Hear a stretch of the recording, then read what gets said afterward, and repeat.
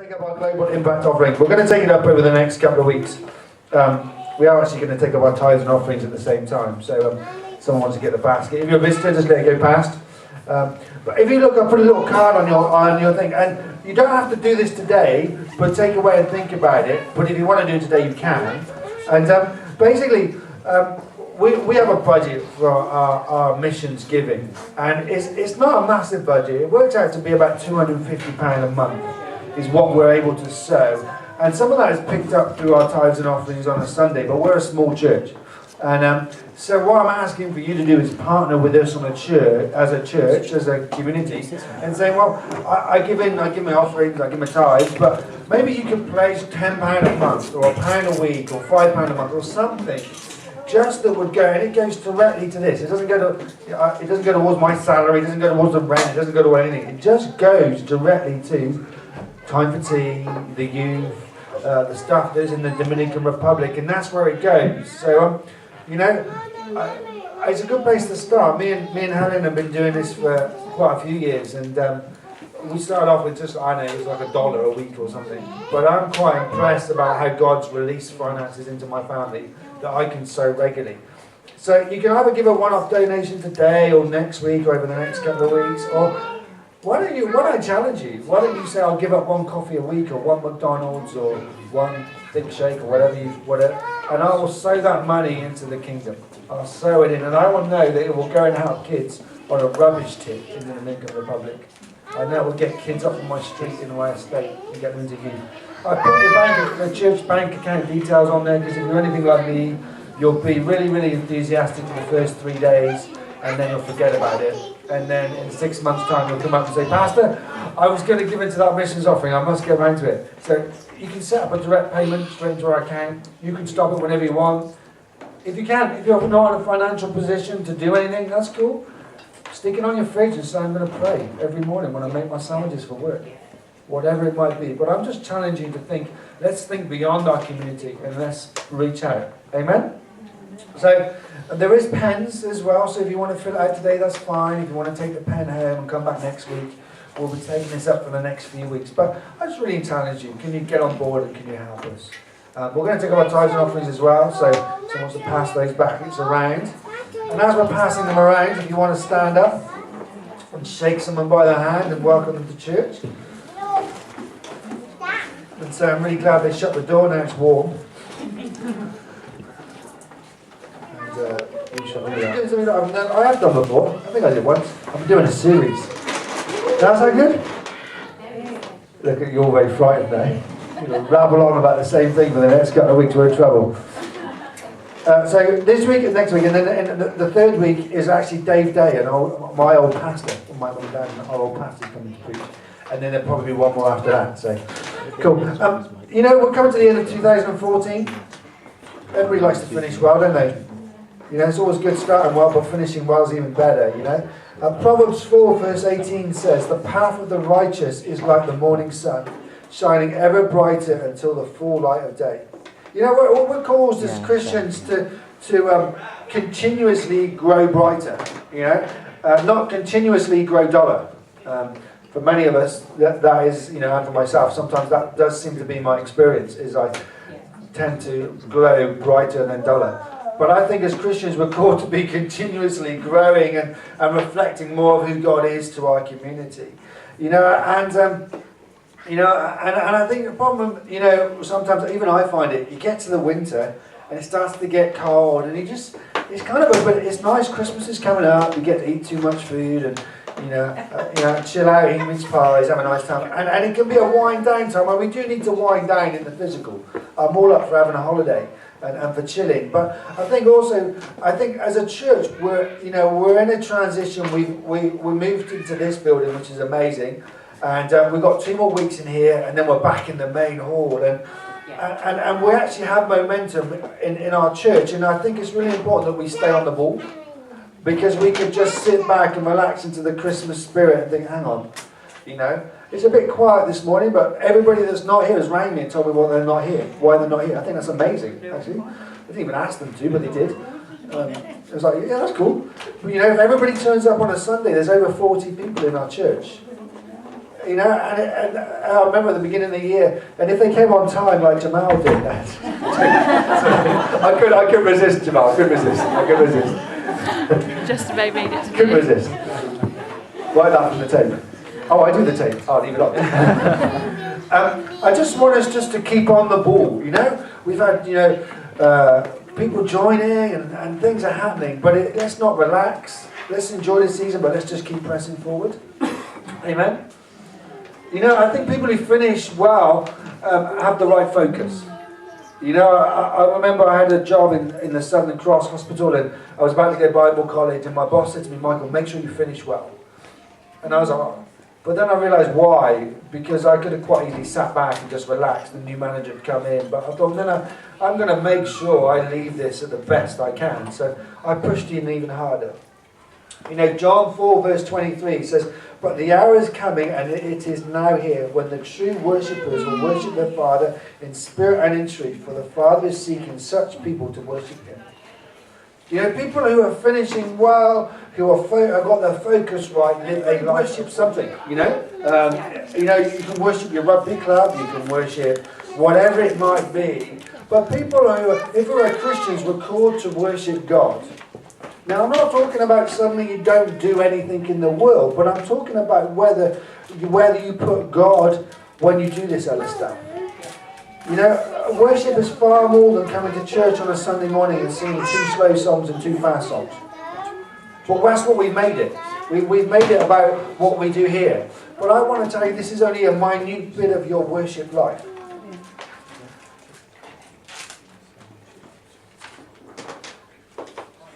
You know, I want us to be a community that people can see that we're striving to put God first in everything we do. You know, I like, if you speak to a Jewish person, they talk about the fact that they are Jewish in everything they do. They don't talk about their Jewish rituals, or you take my photo. They don't talk about their Jewish cultures. They are Jewish through and through. But as Christians, we talk about our spiritual life, or our prayer life, or our church life. I want to tell you that's false. That's not correct. You know, I'm Mike Taylor, and I'm a Christian through and through. And I'm a Christian when I'm on a building site painting doors white with Ian, and for a change painting walls magnolia, and for another change painting another wall white, and then back to white again. I'm a Christian now. I'm a Christian when I'm surfing and around the boys. I went to a rugby club dinner on Thursday night. And I was a bit nervous about going, but when I went to the rugby club dinner, I was there as a Christian. It doesn't mean I'm preaching the gospel to everybody that I can grab hold of and being an idiot, but do you know what I mean? I want to live a life that people say, oh, it might be a bit different. What's going on? Well, I'm worshipping. Because I don't want to let God down in this environment. I want to enjoy myself and have fun and hear some stupid jokes, but I'm here and I want to be true about who I am. Yeah, and then if you haven't got peace in your life, if you haven't got peace, the worst thing you can ever do is become not the worst thing, let me explain this right. I find people that come and they say they want to be a Christian and they want to follow God, but yet they want to keep it in a box that's called Sunday. And then they walk for the whole week in complete trauma and frustration and struggle with life. Because it doesn't work. Because you're always going to have this conflict. You're better off not even coming. Do you know what I mean? Sometimes you are better off. But do you know what I mean? I think if you're going to do this, do it 100%. Because then you find peace. You know, we spend our whole entire Christian lives trying to fit God into our world. And trying to squash him in and make him come in line with everything that we think he should be. Well, maybe we should just let God be God. Isaiah 66 verse 1 says, this is what the Lord says, heaven is my throne, the earth is my footstool. Where is the house you will build for me? Where is the resting place be? You know, we see an image of God where he says that the heavens are my throne and the earth is my footstool. That's a big thing. But yet we try and fit him into our little human boxes that we create for him. We try and say, God, you must fit into this, and God, you must fit into that. I'm telling you this morning, God's too big to fit into any box you can build for him. If you try and fit him in a box, you're trying to fit him in something he's never ever going to fit. The first verse we wrote back in the beginning said, we worship him in spirit and in truth. So many of us are trying to run away from the truth of who God is. We want to make God be the God that we want him to be, but we don't want to take the truth of who he is. We want to take the good things about being a Christian, the good things about following God, and we want to leave the things that cause us conviction. I do it myself every day. You know, the biggest breakthrough I've had whilst leading this church is not to worry about numbers. Not to worry, because you go to any pastor's meeting, the first thing they say is, how many have you got? That's what they do. I believe we'll be a significant church. I believe that this is a short season because we're going to upgrade this building. I've got a big vision. I really have. There's a warehouse that is still empty over on the industrial estate over there. It's my warehouse. It's my church. It's my youth centre. I want to put an AstroTurf in there, right? So that we can have every local junior rugby club come and train. Because one, it will make us money. It's a good business sense. But the other thing is I want the church to be the centre of the community. This is a rugby community. Let's have the church. Let's have kids playing. Where do you play rugby? Oh, I train on a Wednesday in that church down the road. Do you train? Yeah. Do you know what I mean?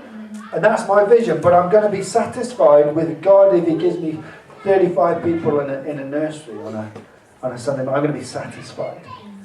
Because God is in this space as he is in a mega church down the road. And I spent so much of my life trying to fit God into the box I thought, and I'm just going to let him be as big as he wants to be. I'm also going to let him be as small as he wants to be. And as intimate as he wants to be. You know, we want to take God as a loving Father who runs and puts his arms around us and gives us loads and loads of grace. But I tell you, we worship a jealous God. Exodus 34 verse 13 says, but rather you tear down the altars and smash the sacred pillars and cut down whatever it is, Ashram. For you shall not worship any other God, for the Lord, whose name is jealous, is a jealous God. This is when they come down with the Ten Commandments and they built an idol and God had got cross with them. And God says, I'm a jealous God. I'm a jealous God. I love you unconditionally. I heard a really good illustration, right? Me and Helen have been married for 16 years now. 15. Feels longer. It's been 15 years of absolute bliss. We've never argued, have we did? Not in the last 35 minutes. But imagine, right? Imagine. Me and Helen were married, 15 years, going well. 3 beautiful kids, lovely house. Helen says, I'm getting a bit bored. And I know you're good looking, Mark. I know you work out. I can see your body's a temple. But I just want to try something a little bit different. And I'm going to go out and meet the super hungry, and off she goes. Going to go out for a meal. She comes back home. She goes, Mike, went out with so-and-so for a meal. And I said, that's cool. No worries. I love you, dear. You know, no problem.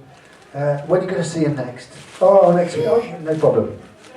Do you know what? That's how we treat God. If she came through the door and she told me she's seen another bloke, I want to know his address to start with, right? And I'll be paying him a visit, and we'll be having words, and it'll probably involve baseball bats, and it'll probably involve me having a criminal record, because I will go ballistic. I'm not a violent man, but that would tick me off. You know, we want to have God as the Father who loves us, but we don't want him on the jealous God that says, I want to love you and I want everything from you. And it really upsets me when I don't have everything of you, and I'm passionate about you, and I'm going to chase after you. Has anybody ever tried to give up Christianity? It's hard, isn't it? Because everywhere you go, you bump into a Christian. You're like, for goodness sake, leave me alone. I'm giving it up. There's this guy who works for Helen's sister's language school called Sam in Spain, and lovely guy from Birmingham, so he's always depressed. It's like, Sam, where are you from? I'm from Birmingham. Are you okay? I'm fine. You're just from Birmingham. You're like, okay, keep him the towel. No, I'm from Birmingham. Sam went out with a Christian girl. He's not a Christian, he's from Birmingham. He comes over and he works in a language school, and he realises everybody in the language school is a Christian. He said, what's going on? I'm being chased by Christians. Turns out that there's been some faith encounters in his life, and I'm not even sure one day he said he wanted to follow God. God's so jealous after that guy Sam that he'll send him all the way to Spain to hook him up with some more Christians.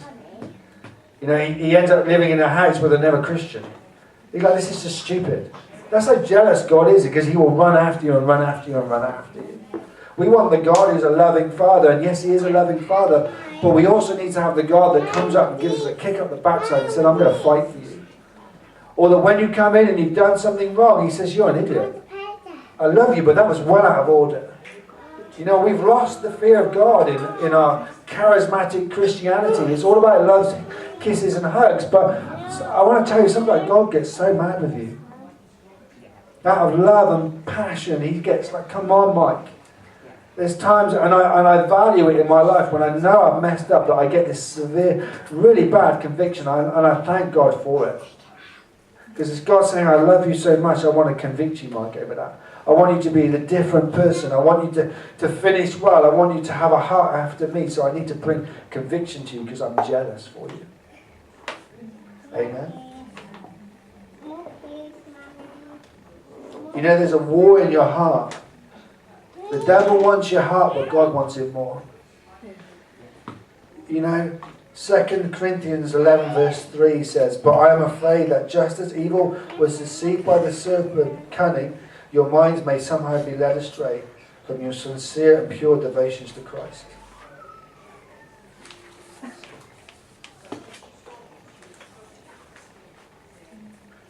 Where in your world is God competing for your life? Is it in your job? Is it in your hobby? Is it with your partner? Is it with your money? If we all look at our life, there's a space in our life where God's competing for it. And you know where it is straight away, because you're like, oh, right, when's he going to finish? And we can have a cup of coffee and we can move on. But God is competing for you because he's passionate about you. There was a time I was running Christian Surfers and it was going really, really well. But I just got kind of a bit fed up by I just didn't want to do it anymore. I was just like, I just didn't want the pressure of doing what God had called me to do. Do you know what I mean? And I was just like, oh. So I started playing rugby. And it was good. And I enjoyed it and I got fit. But some other things started to creep into my life that weren't quite good. And I gave up Christian Surfers. And Christian Surfers started to die off as an organisation in Wales. And I would get convicted and I would hear about they had a get together. And we would gather at Rest Bay and there'd be over 100 people. You know, we'd do barbecues and anybody would come and join in and we'd just be normal and just share our lives and people were getting saved. And I gave all that up. And I would get annoyed that it wasn't going really well, but there would be a conviction that burned up inside of me. And looking back, I made rugby the new idol in my life. It's the one thing that made me excited. Running out on a Saturday morning, I was never a good player. They wanted me more on the team because I was a medic more than I was a rugby player. Every big game, I wasn't ever allowed to play because I had to patch everybody up. And then when I left, they gave me a rugby shirt framed, not because I was a good player, but because I was good at bandaging them up. And they could jump the queue in A&E. But I realised looking back that the rugby had become an idol in my world. There was filling spaces in my world that God wanted to fill. And I went to New Zealand and I played rugby over there and it was good. I made some friends. But it was starting to affect family life. And Helen was like, do you have to train twice a week? And you know, I was getting really into it and it was starting to affect things. And then I wasn't going to church meetings that I knew I should have gone to because I was going rugby training. And then I just saw some changes happening in my life. And I remember saying to Helen, if I pop my kneecap out again, I'm never going to play. I popped it out 3 times before she realised. And then she happened to turn up on that game. But I remember giving it up. And just the reason I gave up, I said it's because of my knees, but I didn't give it up because of my knees. I gave it up because I knew that God wanted to fill that space that rugby was filling. Nothing wrong with rugby. Nothing wrong. If you're a rugby player here, you carry on and play rugby. You carry on and play it and do it really well. But just make sure that your rugby isn't bigger than God. I have a friend, he swims for the New Zealand Olympic team. He gave up a whole year's Olympic training He was going to go to the last Olympics, but he missed it because he gave it up to go to Bible college. He said, God's far bigger than my Olympic career. I don't even know where he is now with his swimming. I don't think he's doing that well. But he says, where I am now is far more, I have far more peace in my life because I know God is number one. I'm not saying about becoming a hermit or living away, but I'm just saying make sure that you put God where he's meant to be.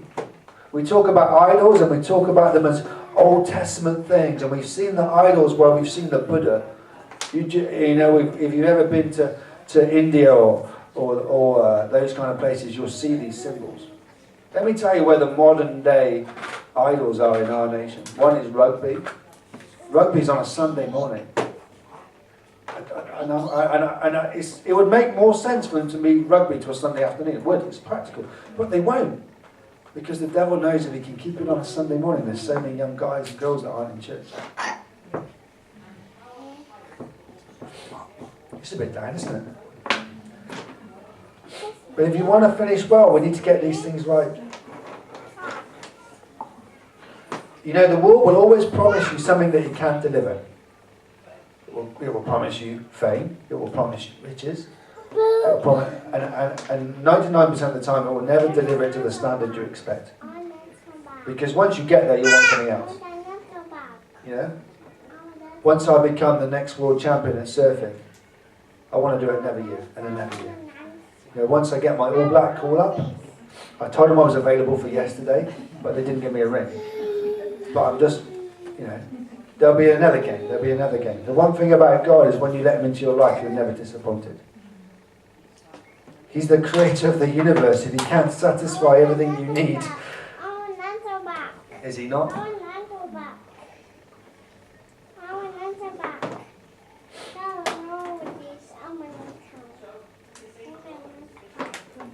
You know, I heard an interesting thing. Me and Jason were at my house, and I'm listening to this book, and it's called The Gods of War. And it got recommended to me by someone, and I was a bit that's a bit of a weird title. And you looked at the cover, and I thought that's even weirder. But it's a good book. Go and look it up. And the guy is talking, and he said, "Ask someone what you moan about." And I was like, "Okay." He said, "Why?" He said, because the things you moan about are probably the things that are idols in your world. I said, "Oh." He said, "Think about it." He said, if you're constantly moaning about money, well, maybe money's running your life. If you're constantly moaning about, you know, about what people think of you, maybe you're not taking your identity from God.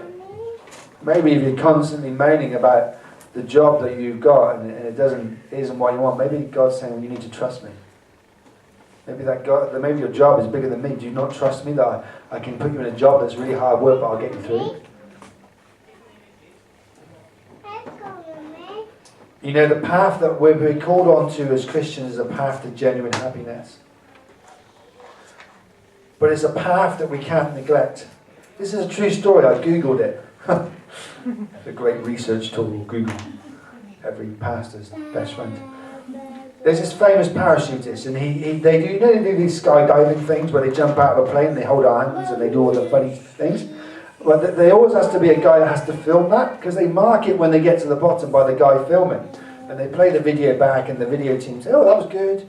You did a pirouette or whatever you did. You did a star, or you made a jellyfish, or I don't know how to something." So what? It was live on American TV, and they were filming it and putting it on TV. And this guy jumps out of the plane with his team, and he's filming it. And you've seen them doing all these fancy stunts and all these fancy moves and making all these shapes. And then suddenly you see nothing, and then suddenly the screen goes black. He forgot to put his parachute on. And it's a true story. I'm like, you idiot. You know? Put his trust in a parachute but forgot to put it on. How often, you know, and I was like, wow. We come to church and we say, yeah, shine, Jesus, shine. We should bring that song back, shouldn't we? Alicia's saying no. But we put our faith in God and we trust God and we're like, yeah, we're full on for God. And we walk out the door and we neglect the parachute. And then suddenly we jump out of a plane and we find ourselves splattered on the pavement. And we say, well, why did that happen? God says, well, I was going to come with you, but you never asked me. You say, oh God, how did I end up in this mess? God says, I was willing to come, but you never asked. Let me tell you, God is not a God that imposes himself on you. He waits for an invite. God, how did I end up in this situation? How did I end up in trouble like this? And God says, well, I would have come.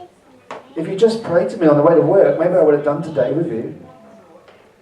Maybe if you walked out of church and spent the whole week, just taking a moment just to talk to me, maybe we could have walked through this week together. Maybe it wouldn't be the mess it is on the floor today. Proverbs 15 verse 24 says, the path of life leads upward for the prudent, to keep them from going down to the realms of the dead. The great thing is that, we can go on a path and we follow God and our life will improve, I promise you. But the gracious thing about God is if you jumped out of the plane without a parachute and you splattered on the pavement, God can pick you up. He comes along with a shovel and he says, come on. He's going to find another plane to jump back then, shall we? That's the great thing about God, is that he can take your messes on the floor and say, God, I can turn that around. Just let me come on board. Let's do it again.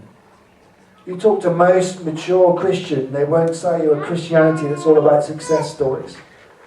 They'll be able to tell you, yeah, it went really wrong for me at one point. There's been times in mine and Helen's marriage where it's been tough.